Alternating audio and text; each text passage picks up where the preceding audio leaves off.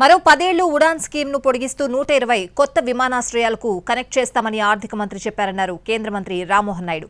వచ్చే 10 ఏళ్లలో 4 కోట్ల మందికి ఉడాన్ ద్వారా పర్యటనలు చేయించడం విజన్ గా పెట్టుకున్నామని అన్నారు రామ్మోహన్ నాయుడు. కూడా చెప్పారు, దానికి కూడా ప్రత్యేకమైనటువంటి ధన్యవాదాలు తెలియజేసుకుంటున్నాను.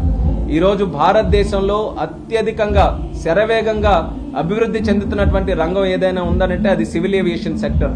సుమారు 12 నుంచి 15% అభివృద్ధి ఈ యొక్క సెక్టర్లో మనం ప్రతి సంవత్సరం కూడా చూస్తున్నాం.